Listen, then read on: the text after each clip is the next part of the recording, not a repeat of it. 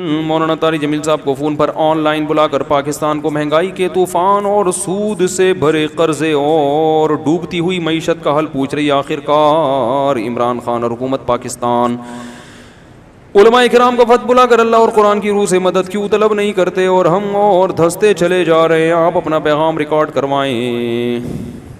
پتہ نہیں بھائی یہ ماہرین معیشت کا کام ہے کہ معیشت ہماری ڈاؤن ہو رہی ہے, تو مولانا طارق جمیل صاحب تو ظاہر ہے اس بارے میں جو مذہب نے رہنمائی کی ہے وہ بتائیں گے کہ چوری کو ختم کرو, کرپشن کو ختم کرو, جھوٹ کو ختم کرو, ملک میں صدقات و خیرات کا نظام بڑھایا جائے. غریبوں کی مدد سے بھی کیا ہوتا ہے, اللہ کی مدد آتی ہے.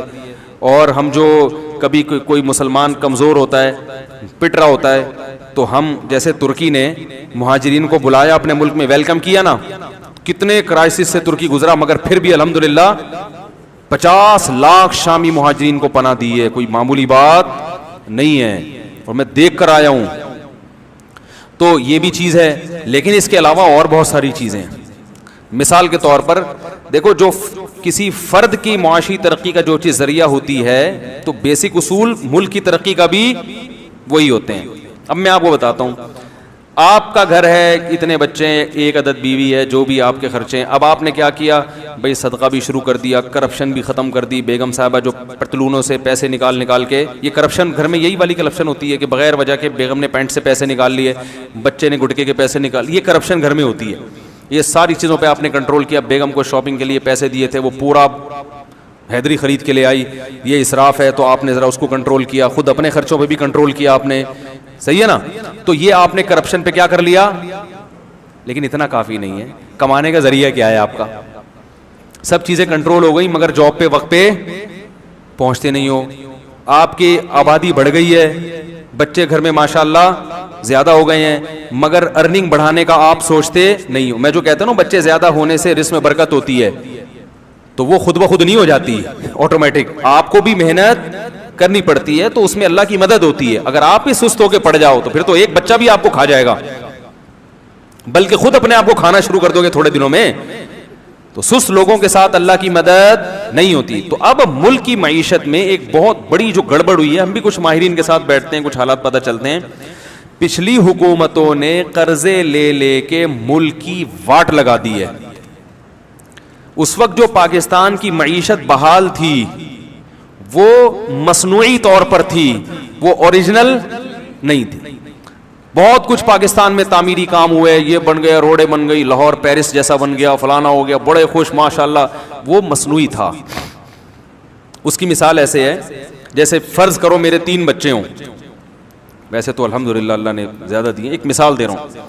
تو میں اب کیا کرتا ہوں, میں ان بچوں کے لیے ڈیفینس میں 3 بنگلے لے لیتا ہوں ہر ایک کے لیے, اور کنوینس کا بہترین انتظام کہ بچوں اسکول جاؤ گے تو عام بچہ ایک عام وین میں جائے گا, تمہارے لیے ایئر کنڈیشن بسیں ہوں گی.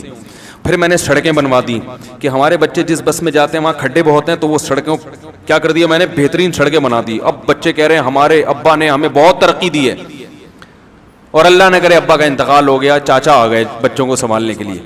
اب چاچا نے جب کیلکولیشن کی تو ان کو پتا چلا ابا نے ان بچوں کو 20 کھرب روپے کا مقروض بنا دیا ہے.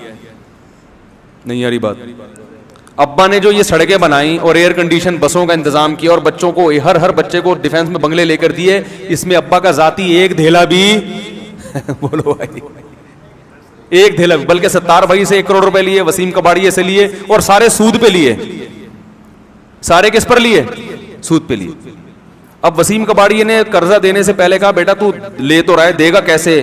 تو آپ نے کہا کہ یہ میرے بچے ہیں نا, یہ میرے بچے ہیں, ان کی اولادوں سے نکال لینا, اور ایگریمنٹ سائن کر کے دے دیا, بجلی کا بل بڑھا کے, کرایہ بڑھا کے, وغیرہ وغیرہ بڑھا کے.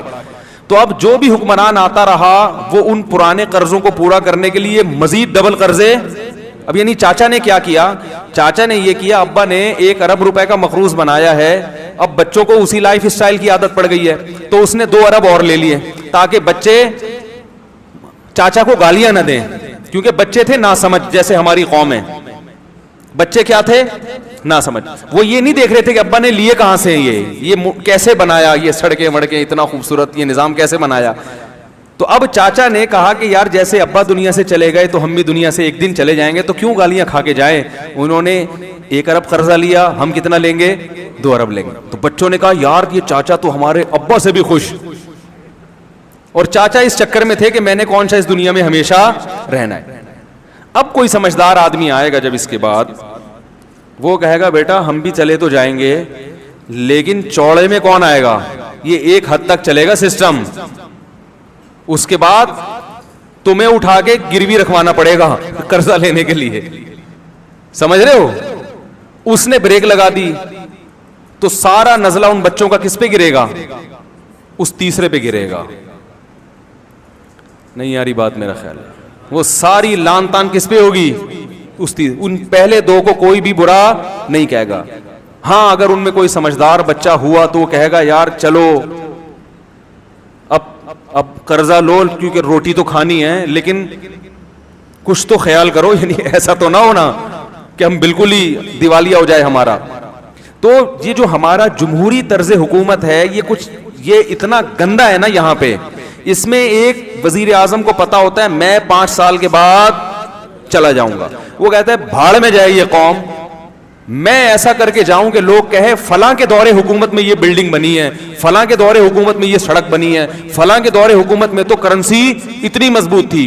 اس کو ان سے کوئی غرض نہ ہو کہ فلاں نے اپنے دور میں جو پالیسیاں بنائی ہیں کیا فلاں کے جانے کے بعد بھی وہ کامیاب ہوں گی, ان سے پبلک کو کوئی غرض نہیں ہوتی.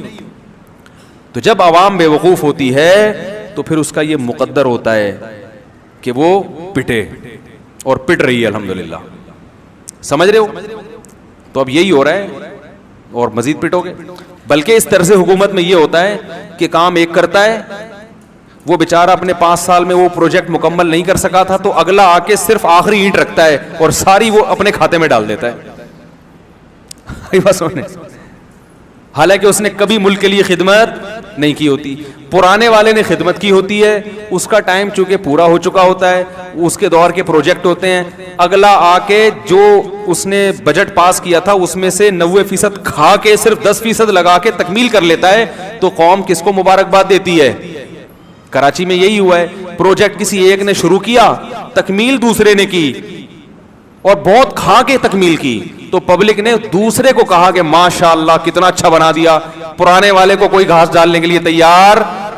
تو یہ بڑا عجیب نظام ہے بھائی, یہ بہت ہی گندا نظام ہے. جو گڑبڑ ہوئی ہے, ہم بھی کچھ ماہرین کے ساتھ بیٹھتے ہیں, کچھ حالات پتہ چلتے ہیں. پچھلی حکومتوں نے قرضے لے لے کے ملک کی واٹ لگا دی ہے. اس وقت جو پاکستان کی معیشت بحال تھی وہ مصنوعی طور پر تھی, وہ اوریجنل نہیں تھی. بہت کچھ پاکستان میں تعمیری کام ہوئے, یہ بن گیا, روڈیں بن گئی, لاہور پیرس جیسا بن گیا, فلانا ہو گیا, بڑے خوش ماشاءاللہ, وہ مصنوعی تھا.